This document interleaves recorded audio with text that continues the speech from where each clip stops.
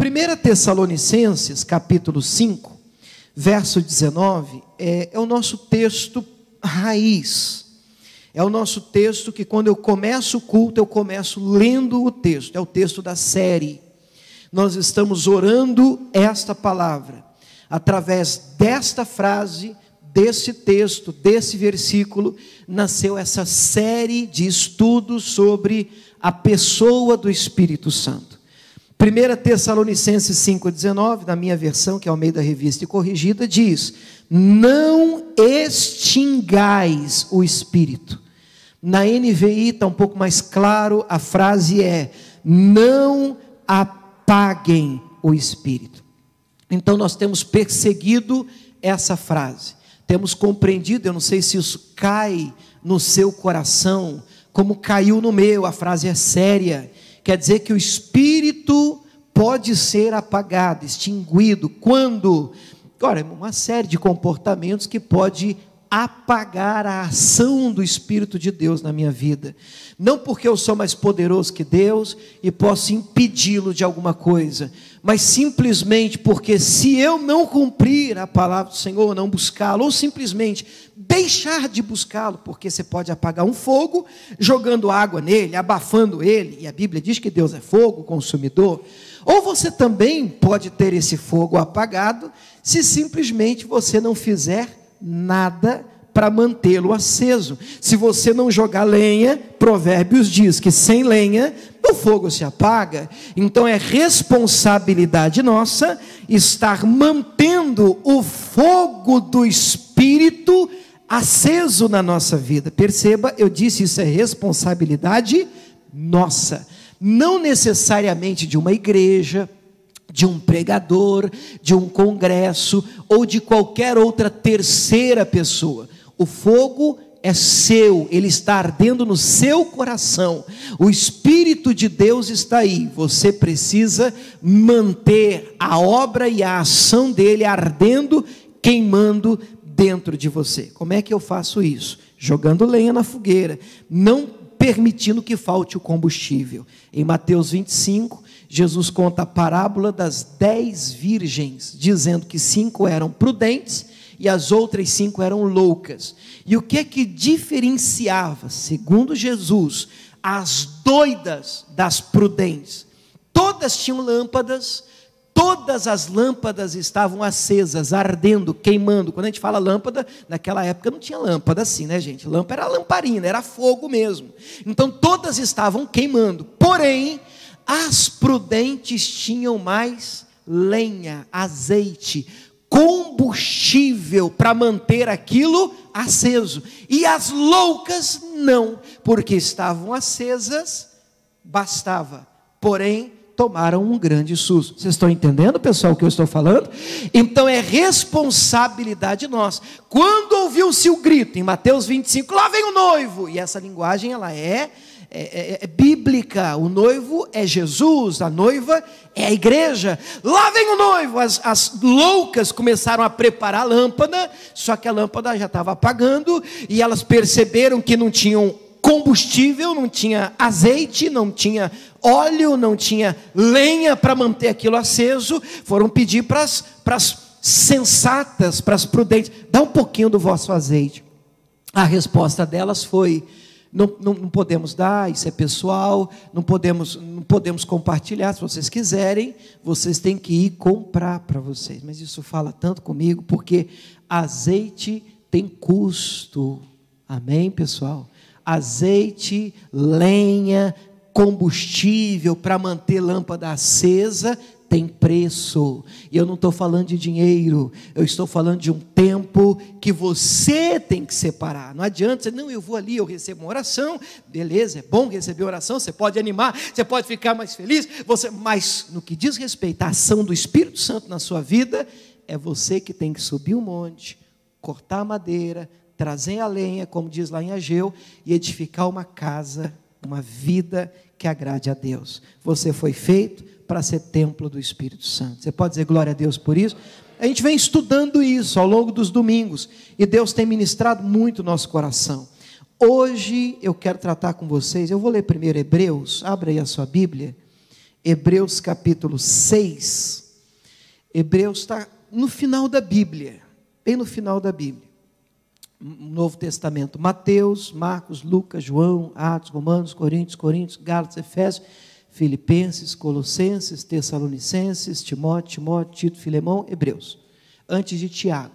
Hebreus capítulo de número 6.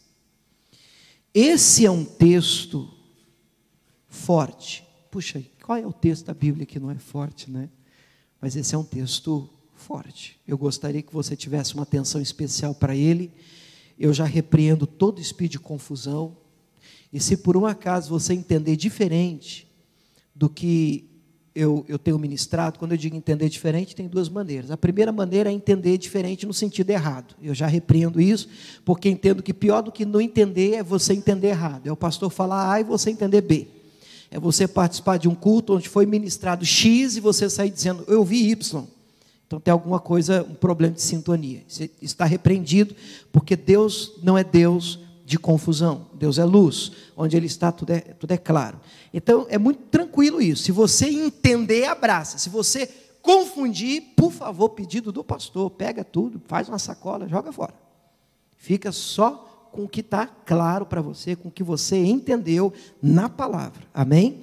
Um segundo ponto no que diz respeito ao entendimento é, se você já tem uma bagagem, e eu vou ministrar essa palavra, eu disse, esse texto é forte, e você tem um entendimento diferente, você entende diferente, então eu vou pedir a você que pelo menos respeite esse entendimento que eu vou ministrar, vou plantar no teu coração.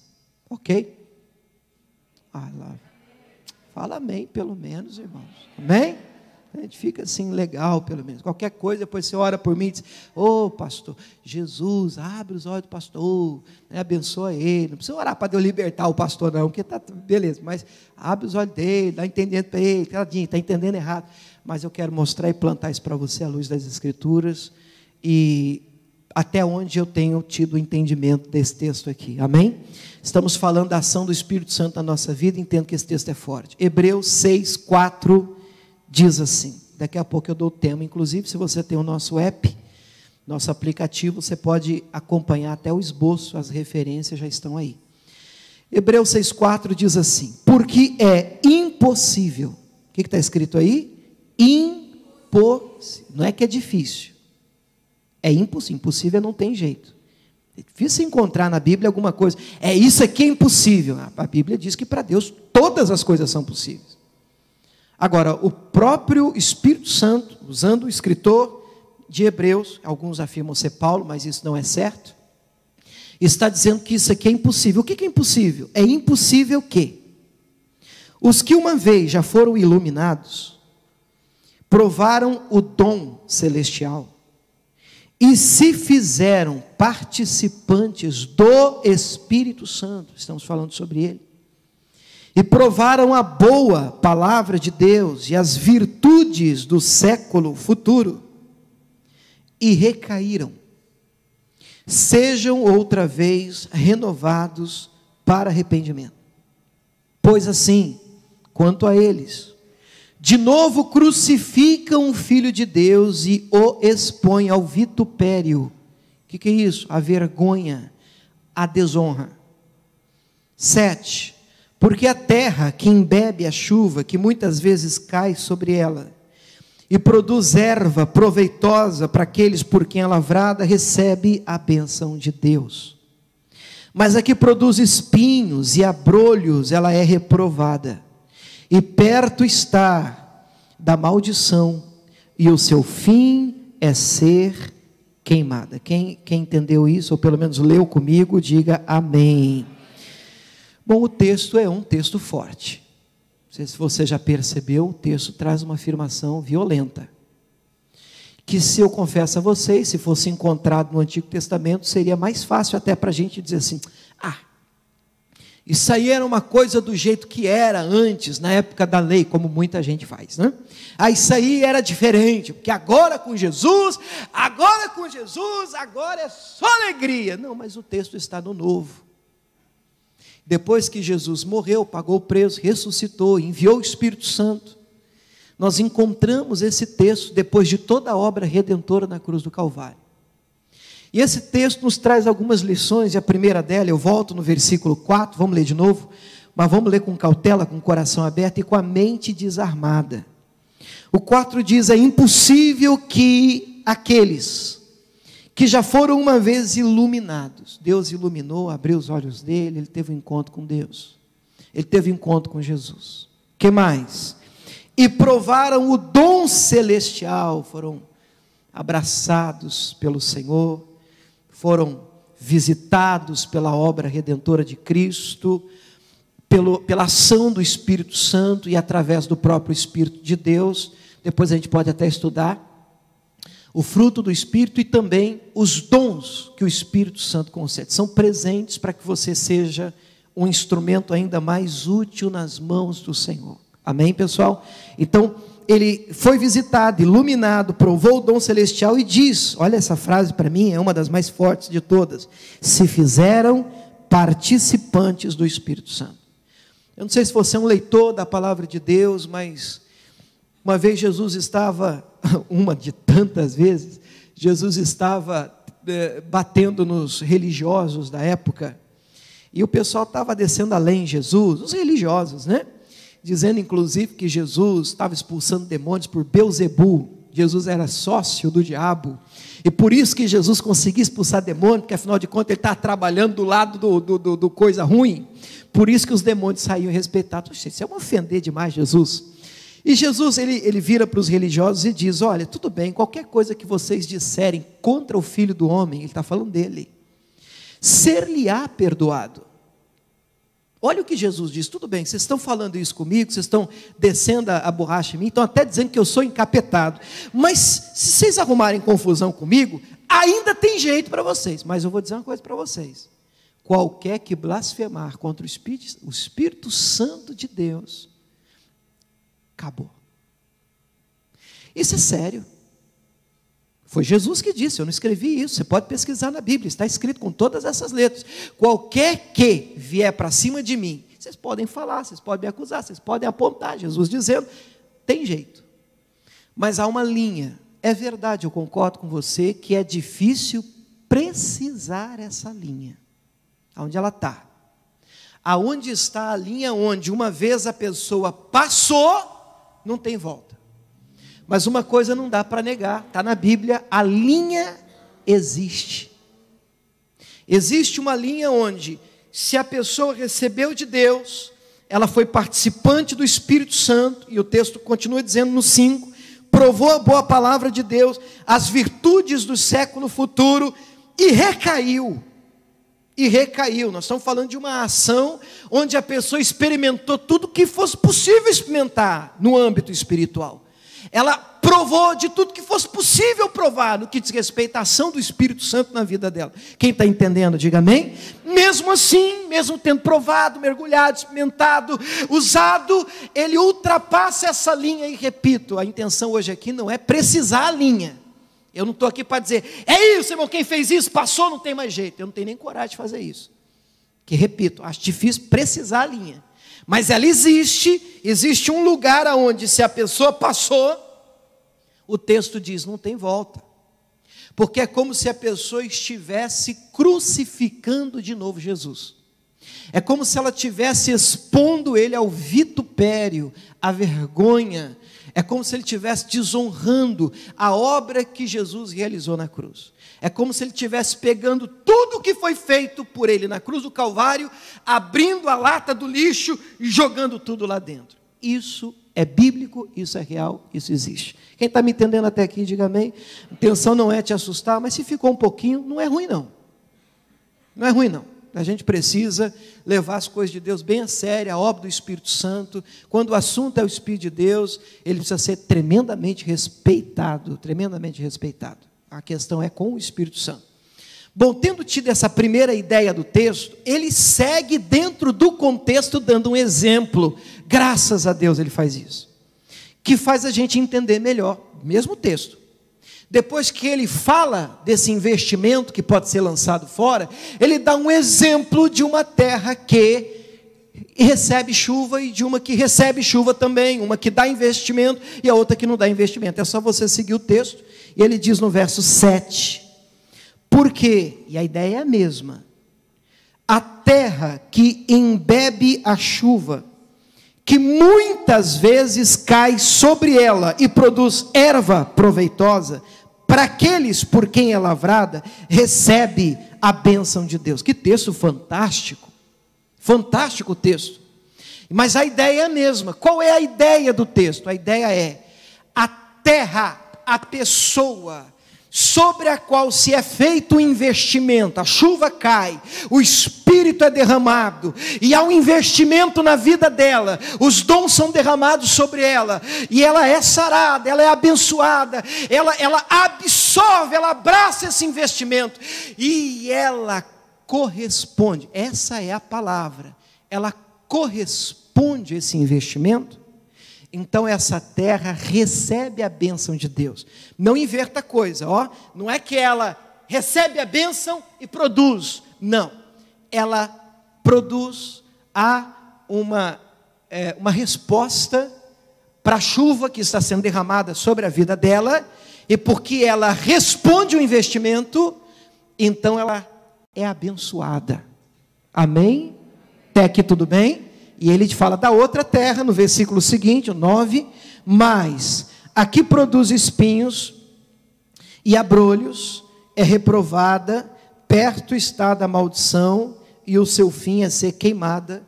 E eu não acho aqui que está falando de um foguinho, de lenha, de um isqueiro. Eu acho que aqui o texto está se referindo a onde haverá fogo.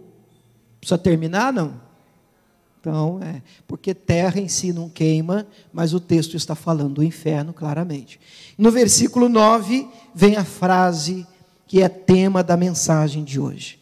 Mas de vós, ó amados, esperamos coisas melhores. Vamos repetir essa frase? Mas de vós, ó amados, esperamos coisas melhores. Para não dizer que eu estou tirando a frase do texto, vamos ler o versículo inteiro. Coisas que acompanham a salvação, ainda que assim falamos. O que está dizendo? Uma pessoa que é salva, ela se espera dela mais. Uma pessoa que afirma estar com Cristo, se espera, há uma expectativa de retorno maior. E quando eu falo de retorno, espero que você entenda, eu não estou falando de dinheiro, obviamente, mas estou falando sim de um investimento que Deus tem feito na minha e na sua vida. E Deus tem feito um investimento na nossa vida, amém, pessoal? E se você é cheio do Espírito de Deus, então olha que tremendo investimento Deus tem feito na sua vida. Mas esse investimento precisa ser correspondido, e eu penso que é aí que a igreja tem pecado nesses dias. Porque na mente de muitas pessoas o que vale é só o investimento que Deus está fazendo. Deus derrama, Deus faz. Às vezes a gente até acha que a gente vai dormir sem o Espírito Santo, vai ser batizado no Espírito Santo dormindo. Tem gente que deve, pastor, vou ter assim um negócio, domingo, vou acordar orando em língua. Eu falo, pô, eu não acredito, eu creio que tudo é possível para Deus.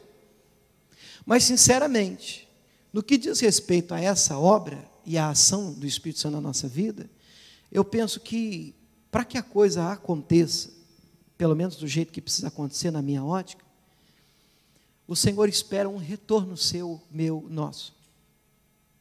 E ninguém em sã consciência faz um investimento brincando, pessoal. Você não vai sair daqui e vai colocar o dinheiro numa coisa, seu dinheiro que você lutou, aqui se paga por hora, você ralou para ganhar o dinheiro, e você vai investir numa coisa assim, não, eu estou investindo, mas não vai dar nada, eu gosto de perder dinheiro. Você faz isso? Ninguém faz isso. Toda pessoa que investe, investe porque espera retorno. Retorno. E lógico, quando o assunto é investimento, nós investimos em lugares, em coisas onde o retorno é maior. Então, quando Deus investiu em você, Ele está dizendo, eu investi em você, eu estou lançando chuva sobre essa terra. Mas não se engane, não é para você ficar em casa dormindo quieto. De você, eu espero coisas maiores. Então, tema da mensagem hoje é o que é que Deus espera de você. E é interessante que eu até já respondi. Deus espera de nós coisas maiores. Amém? Ah, não estou convencido, não. O que é que Deus espera de nós, irmãos? Coisas maiores. Mas vamos afunilar a resposta. Que coisas maiores seriam essas que Deus espera de nós? Eu posso dizer a você, de cara, claro, tem muita coisa que a gente podia folhear, passear na Bíblia, que Deus espera de um crente, de um salvo, mas dentro desse texto, dentro desse contexto, eu penso que o que Deus espera de nós, e a verdade principal do texto aqui é, que você corresponda ao investimento que tem sido feito na sua vida, uma resposta, e aí eu leio novamente esses dois versículos da terra, o verso 7 e o verso 9, 7 e 8, vamos ler de novo?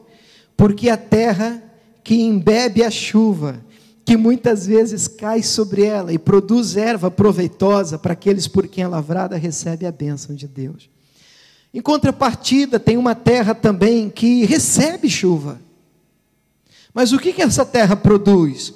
Espinhos e abrolhos. Ela é reprovada, ela está perto da perdição.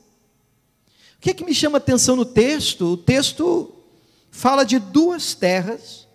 O texto fala de terras que têm recebido chuva. Perceba, a diferença não é que uma recebe chuva e a outra está na sequidão. Há um texto na Bíblia que Deus, inclusive o missionário citou agora há pouco, estava vindo aqui o Show da Fé ao vivo, ele disse, e Deus dá chuvas e faz cair chuvas sobre bons e maus. Então está em uma terra desse lado que tem recebido chuva, e tem uma outra terra desse lado que Deus não faz acepção de pessoa, também está recebendo chuva. E onde é que está a diferença no texto dessa terra? Ah, Deus foi com a cara desse, Deus não foi com a cara daquele. Mas a Bíblia diz que Ele não faz acepção. A grande diferença é que a minha versão, amo essa expressão. O versículo aqui de número 7 diz, a terra, primeira, embebe. Há uma outra versão que diz, absorve. Eu não sei se você já molhou uma terra assim, que o negócio está tão ruim, que a água nem entra. A água fica por cima e ela escorre. Essa primeira terra não, a chuva vem e ela absorve, embebe, abraça o investimento. E a outra chuva vem também sobre ela, mas em vez de produzir o que presta, sai só espinho. Então eu penso que a diferença aqui está na maneira como nós respondemos ao investimento que está sendo derramado sobre a nossa vida. E quando a linguagem é do Espírito Santo, o texto diz em Atos 2, vamos conferir?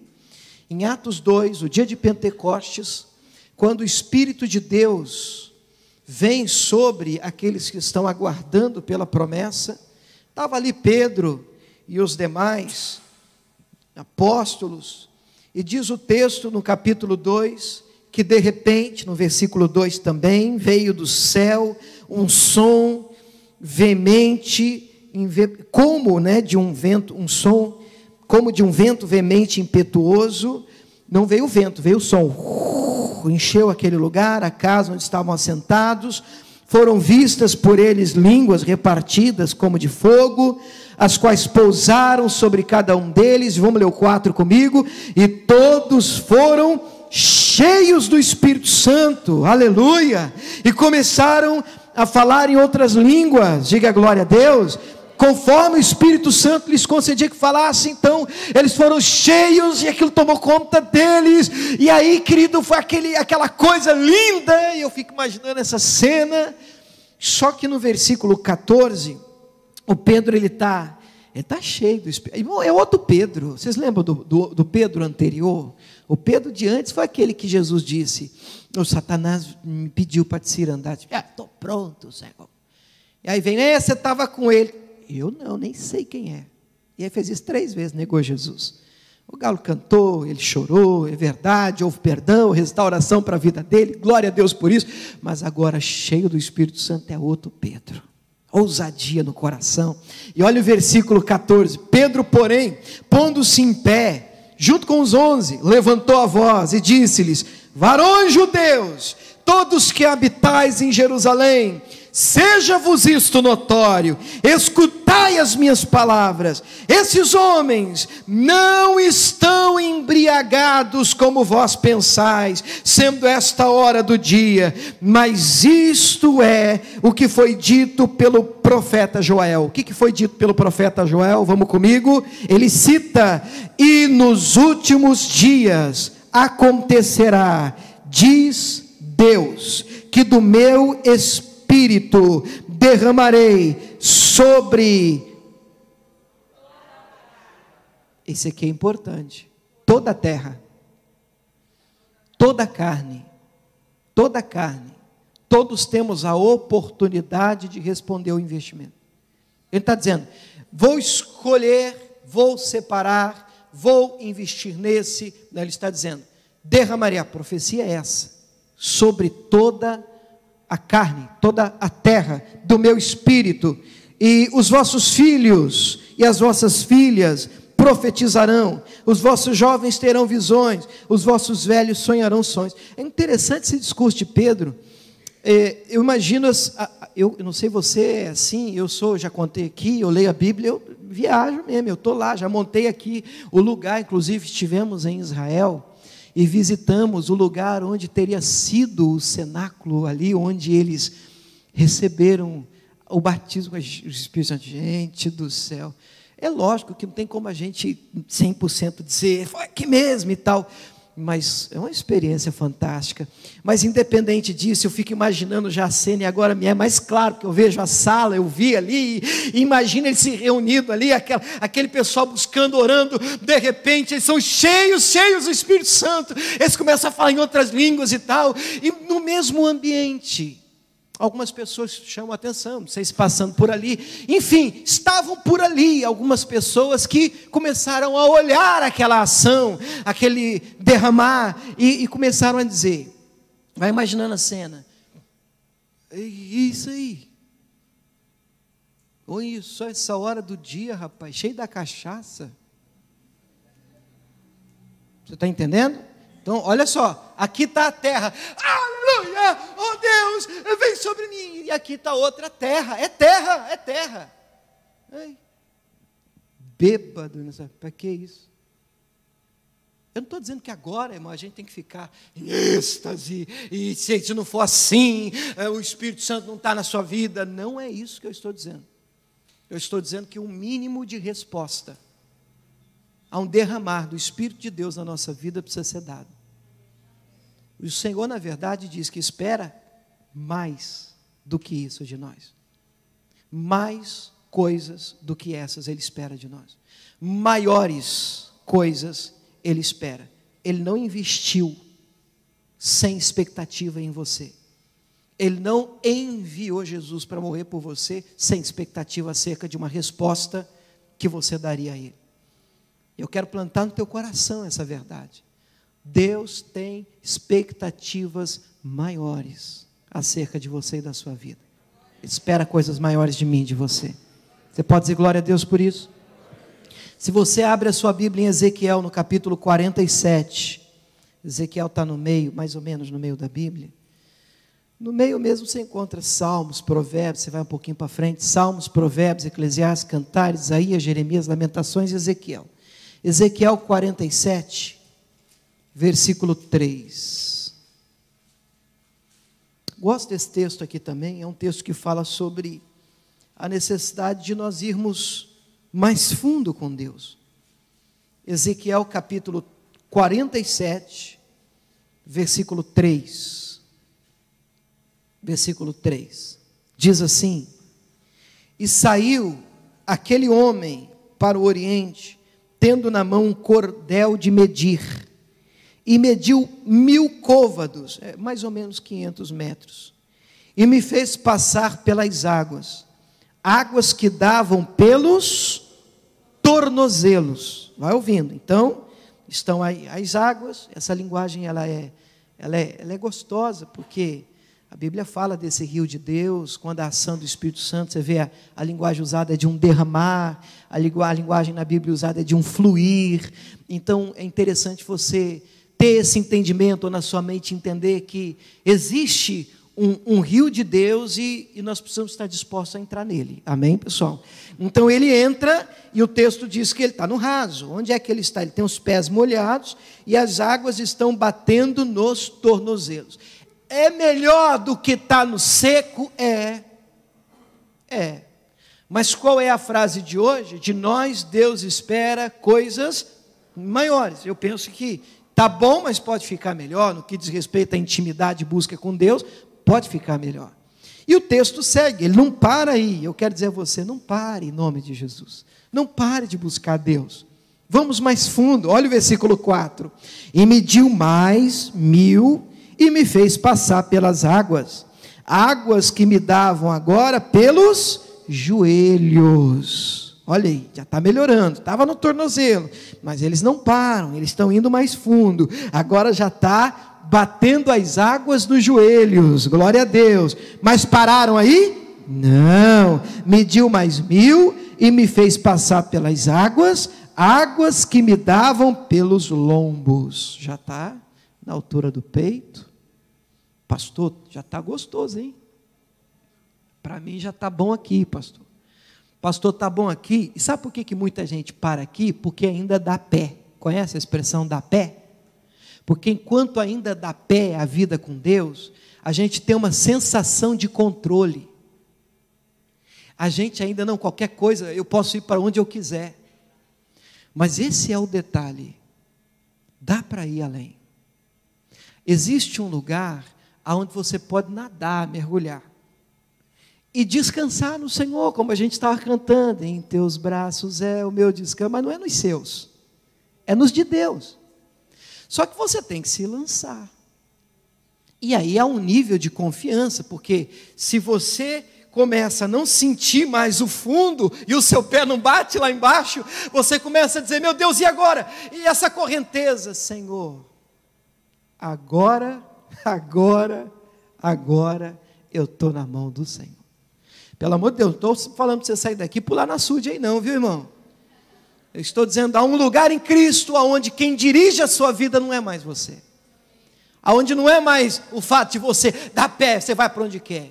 Há um lugar, o próprio Senhor Deus, Jesus fala com Pedro, depois de ressuscitado, dizendo, olha, hoje você vai para onde você quer, as pessoas, você cinge e tal, mas dias virão em que você será levado para um lugar onde você não quer ir. Mas o Espírito Santo é assim.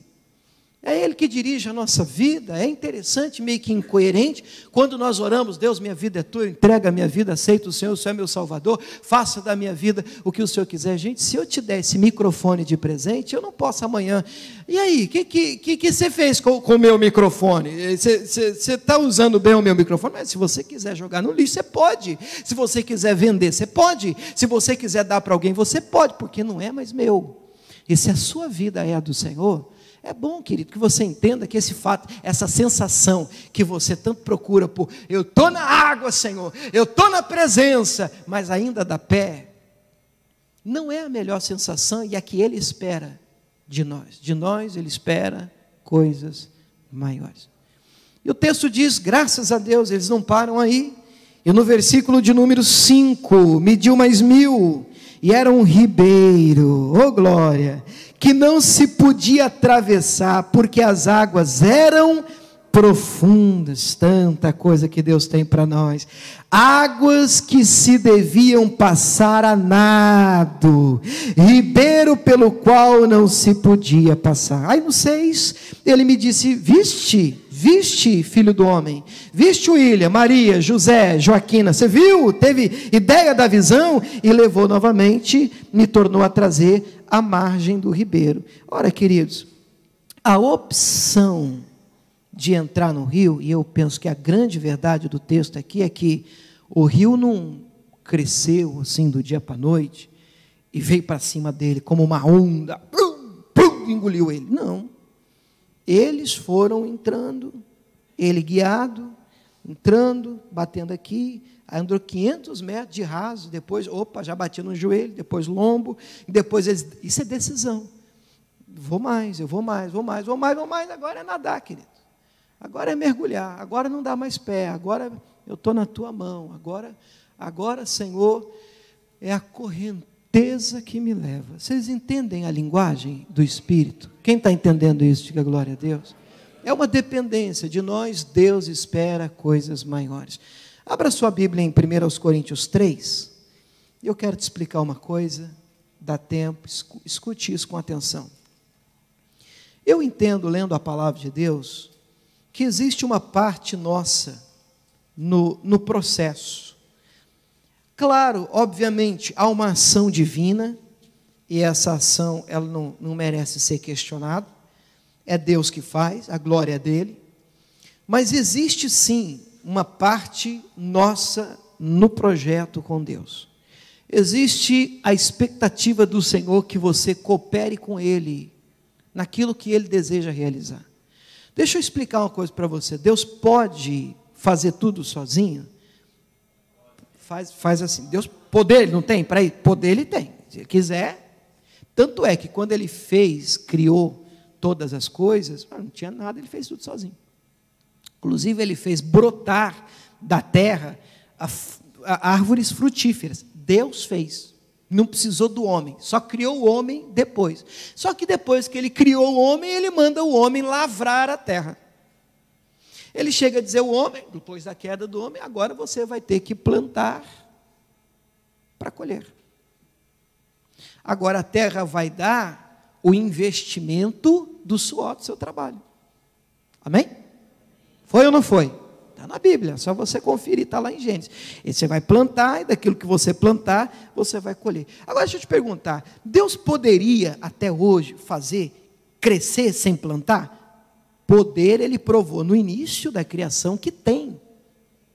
Mas quando Ele decide e diz, você vai plantar, e eu vou fazer isso crescer, mas você vai ter que plantar. Ele está dizendo, agora nós cooperamos no projeto. O apóstolo Paulo, no Novo Testamento, entendia o processo do lado espiritual. Deixa eu te mostrar. Capítulo 3, versículo 1, ele diz assim, e eu, irmãos, não vos pude falar como a espirituais, mas como a carnais. Quem que é o carnal? É o menino em Cristo. Por quê? Com leite vos criei, não com manjar, porque ainda não podis, nem tampouco ainda agora podeis. Paulo está tendo um problema com a igreja de Corinto, porque o pessoal lá está com carnalidade. Ou qual que é a carnalidade que estava acontecendo na igreja? Vamos ver a carnalidade? Olha o 3. Porque ainda sois carnais, pois havendo entre vós inveja. Tem inveja? É carne, é carnal. Que mais? Contenda é carnal. Que mais? Dissensão é disputa, é briga, por posição. Vê se pode, para que isso? É carne. Que mais? Não sois porventura carnais? E olha a frase, e não andais segundo os homens? Então, uma pessoa que é cheia do Espírito, não anda segundo os homens, ela anda segundo o Espírito. Romanos 8 diz, que aqueles que são guiados pelo Espírito, estes são filhos de Deus. Amém ou não amém? Então é o Espírito que nos guia, é Ele que vai diante de nós, é Ele que mostra o caminho. O resto é carnalidade. Aí ele diz no próximo texto, e fica claro o problema da igreja, versículo 4, vamos ver? Dizendo um, eu sou de Paulo, e o outro, eu do Ilha, não está o Ilha, está Apolo. O outro está dizendo, eu sou do João, outro do Joaquim, outro... O que é isso? Carnalidade. De onde você é? O que é isso? Rapaz, a minha aqui é boa. Isso é carnalidade.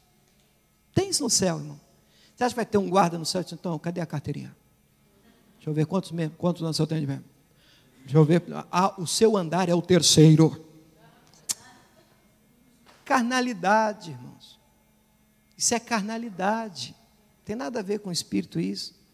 Não existe isso. Deus não fez isso. Isso é coisa do homem. E aí ele diz, aí vem o tio de misericórdia. Olha que lição. Ele diz no versículo 5. Quem é Paulo, gente? Irmão, se Paulo está dizendo quem sou eu, então eu nem me atrevo a entrar na disputa. O homem é o autor, quase 90% do Novo Testamento. Ele está dizendo, e quem é Paulo? Vocês ficam brigando por mim, guerreando por mim. Quem é Paulo? Aí ele vai dizer, e quem é Apolo? Já dá uma tostada no outro também. Que é isso, gente? Quem é Paulo? Quem é Apolo? Porventura não são canais, aí vem os 5, né? Quem é Paulo? Quem é Apolo? Senão ministros pelos quais crestes, conforme o que o Senhor deu a cada um de nós. São ministros que Deus usou, através deles, vocês passaram a crer. That's it. Não tem mais nada do que isso, não tem que ter um troféu por causa disso. Foram um instrumento da mão de Deus, amém ou não amém? O que mais que ele diz agora? Agora, olha o 6. Eu plantei, olha a ideia. Eu plantei, Apolo regou, mas Deus deu. Pronto, fantástico, olha a ideia. Somos cooperadores. Eu acho isso fantástico, porque Deus podia dizer assim, eu não preciso de pregadores, o Espírito Santo vai fazer a obra sozinho. Mentira. O texto da Bíblia chega a dizer, como crerão se não há quem pregue? Como? Então precisa ser pregado? Jesus disse, ide por todo mundo, e pregar o Evangelho a toda criatura, é missão, palavra de Jesus, não dá para negar isso. Não precisa pregar, não precisa fazer nada, não precisa de mais nada, não precisa de mais igreja, não precisa de... Como assim? De onde você veio? Que entendimento que é esse? Nós cooperamos, é verdade, não fazemos tudo, mas a nossa parte, plantar, regar, investir, corresponder, responder o investimento que está sendo feito, isso dá para a gente fazer, dá ou não dá para a gente fazer? Ele espera que você faça, corresponda. O que não pode acontecer, irmãos, é a gente perceber o investimento de Deus e receber esse investimento e ficarmos indiferentes a esse investimento. É o Senhor derramar a chuva da presença dEle e nós começarmos a buscar o Senhor e nós ficarmos indiferentes.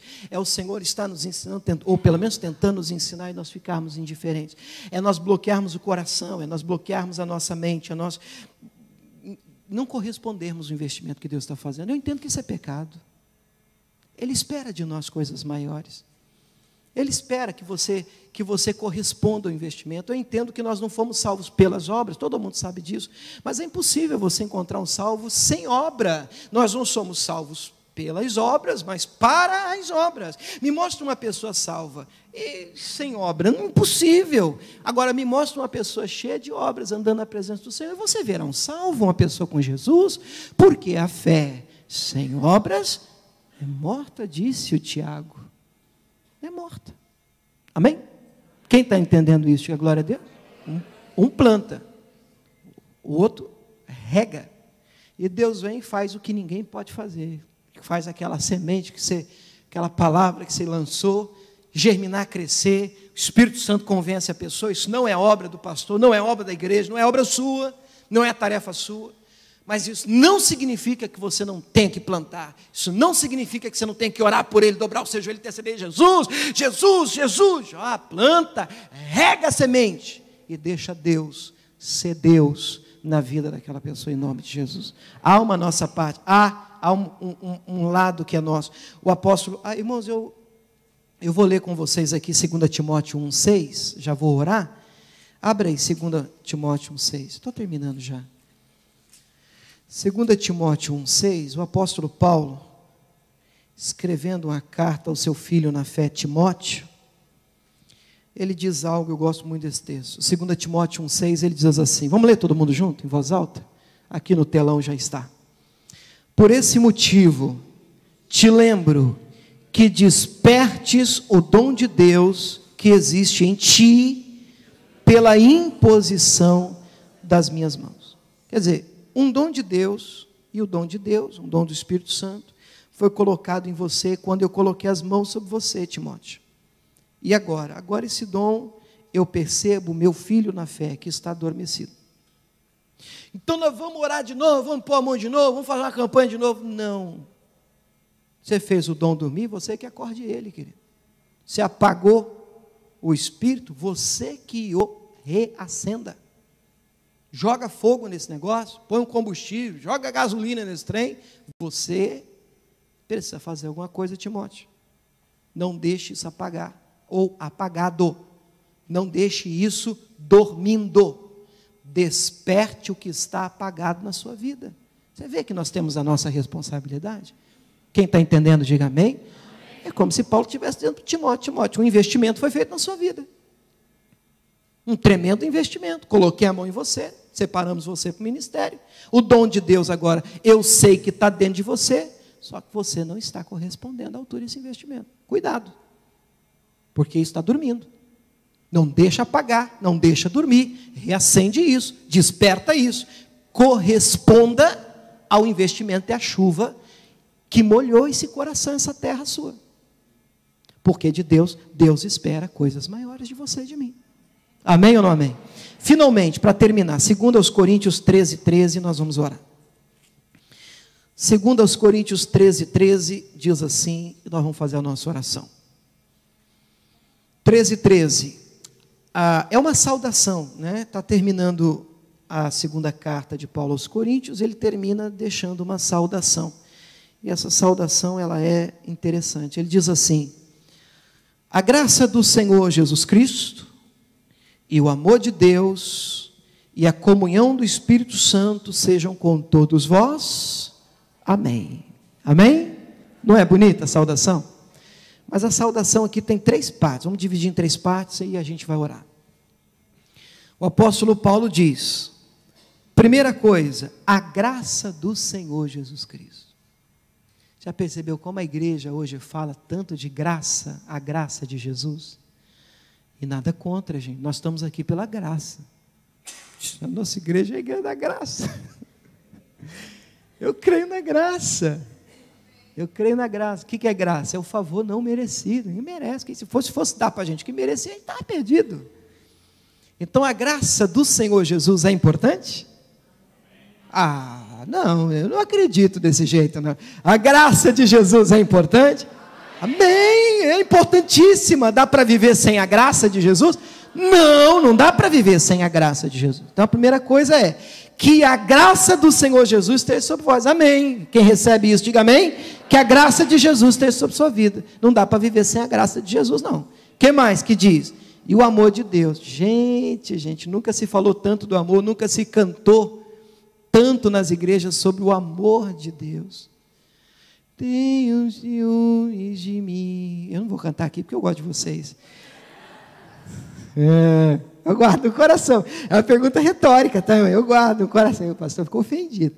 Brincadeira. O amor de Deus é importante? Eu não sei, eu acho que vocês estão pregando pegadinha ali no pastor.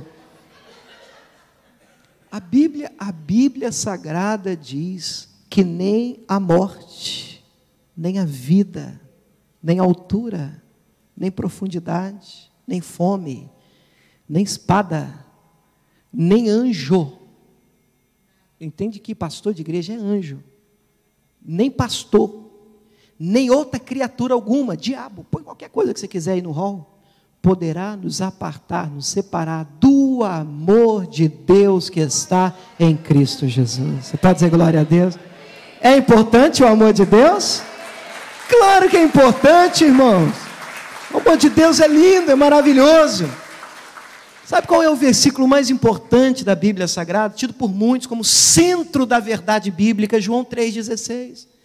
Porque Deus amou o mundo de tal maneira que deu seu Filho unigênito, para que todo aquele que nele crê não pereça, mas tenha vida eterna. O amor de Deus é importante, importantíssimo. Tudo foi por amor. Então a graça de Jesus é importante? E o amor do Pai é importante? É importante. Aí ele termina com essa frase, que a graça do Senhor Jesus, que o amor de Deus e a comunhão do Espírito Santo. A impressão que eu tenho na igreja de hoje é que quando a gente fala a graça de Jesus, isso aí, pastor, é graça. O amor de Deus, glória, o amor, tudo, ele me ama. A gente fala a comunhão do Espírito Santo. Eu não sei o que é isso não, mas deve ser importante, deve ser um negócio assim aí. Querido, está no mesmo patamar, está tudo no mesmo nível de importância. Está dizendo, olha, que a graça de Jesus Cristo, você compreende comigo aqui agora que isso é importantíssimo, não dá para viver sem a graça. Aí ele vem e diz que o amor do Pai, o amor de Deus, você também concorda comigo que não dá, tudo é por amor, não dá para viver sem o amor do Pai. E no mesmo nível ele termina dizendo, e a comunhão com o Espírito Santo, meu Deus do céu, a comunhão com o Espírito Santo é tão importante quanto a graça, é tão importante quanto o amor. A comunhão com o Espírito Santo é que nos faz andar nele, dirigidos por ele, que conserva a gente. O texto diz, e a comunhão do Espírito Santo esteja com todos vós. Amém. Eu penso que nós precisamos resgatar a comunhão com o Espírito Santo. Falar um pouquinho mais da comunhão com o Espírito Santo. Eu amo a graça e quero a graça de Deus na minha vida. O amor de Deus está sobre mim, eu creio nisso de todo o coração. Mas eu entendo que nós precisamos trazer à tona a importância de se ter uma comunhão com o Espírito Santo de Deus. Vamos estreitar essa comunhão. De nós, Deus espera coisas maiores. Vamos ficar de pé em nome de Jesus? Coloca a mão no seu coração. Convidar você aqui na igreja, ou mesmo em casa, e te fazer um pedido, convidar você a orar, convidar você a estreitar sua comunhão com o Espírito Santo. Ainda que você diga assim para mim, pastor, eu nem sei orar não. Você vai falar com Deus. Você pode até dizer para ele, Espírito Santo, eu não sei orar, você já vai estar orando. Fala para ele, Senhor, eu não sei o que é isso, comunhão com o Espírito Santo, como é que eu tenho isso? Me mostra, me revela, conversa. Mas o importante é que você pelo menos tente corresponder ao investimento. E você tente corresponder ao investimento. Vai falando com Deus. Eu navegarei no oceano do Espírito e ali adorarei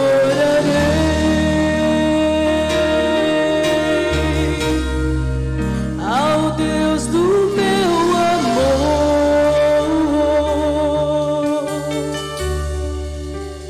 Eu adorarei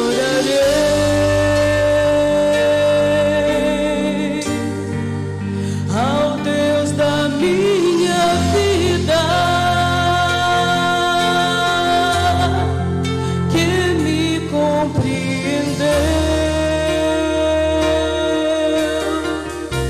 sem nenhuma explicação.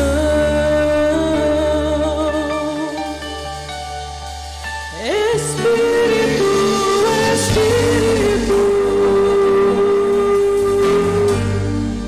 que desce como fogo,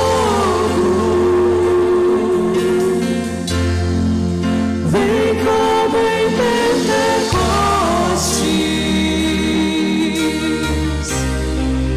e enche-me de novo.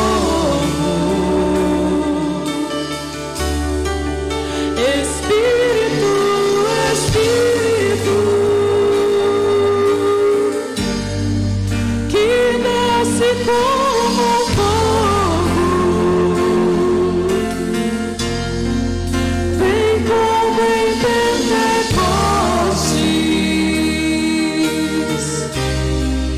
e enche-me de novo.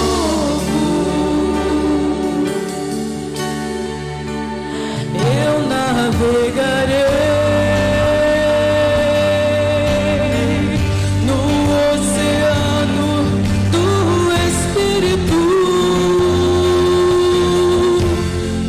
e ali adorarei ao Deus do meu amor.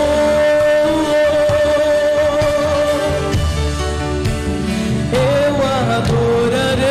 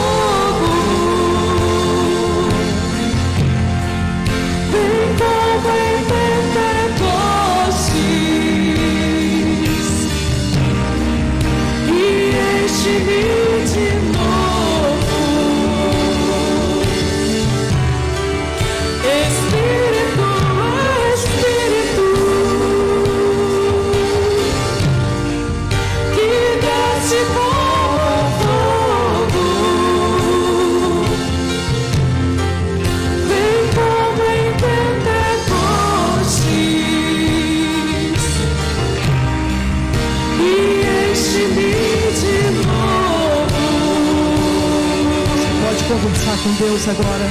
Aí onde você está, querido, vai buscando o Senhor. Vai falando com Ele, vai falando com Ele, vai adorando a Ele, vai liberando palavras de adoração. Esqueça quem está do seu lado, atrás de você. São alguns minutos para você corresponder agora ao benefício do Senhor, ao investimento como terra, que produz sim frutos positivos, que vai responder à altura o investimento de Deus na sua vida. Como uma terra boa, querido, como uma terra boa, é tempo de você receber a bênção de Deus.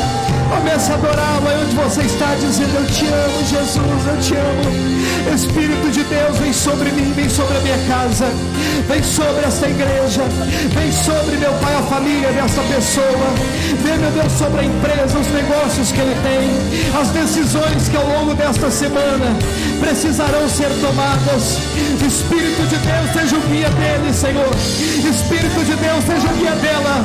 Dirija a vida dele, dirija a vida dela, orienta, Senhor. Segura na tua mão, Jesus. Não deixa, Senhor, esta pessoa, meu Pai, cair em tentação, fugir, errar.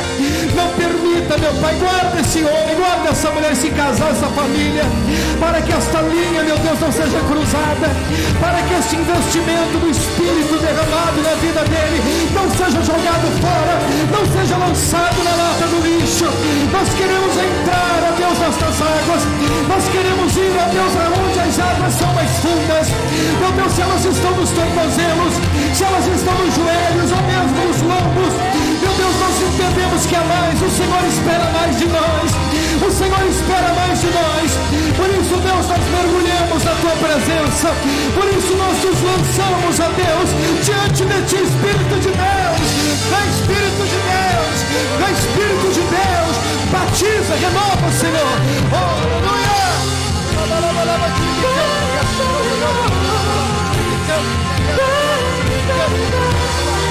Batizando Deus.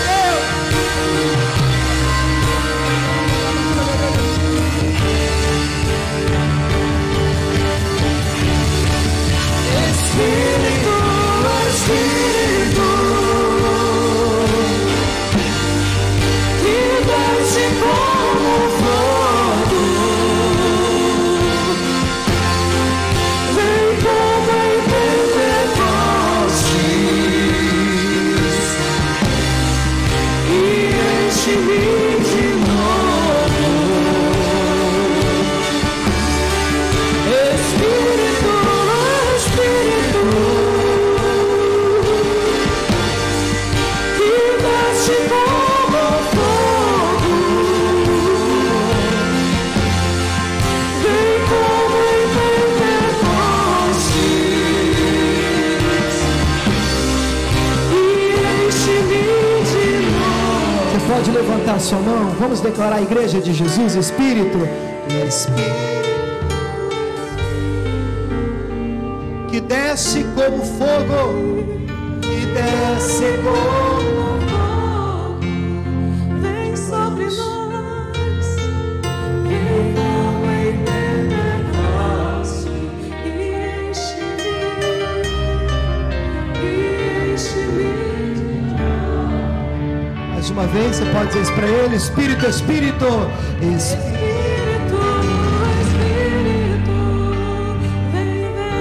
Desce, Deus, e desce como fogo, vem como em Pentecostes, oh vem e enche-me de novo.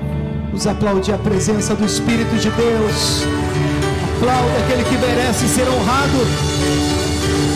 Adoramos o Pai, adoramos o Filho, adoramos o Espírito Santo.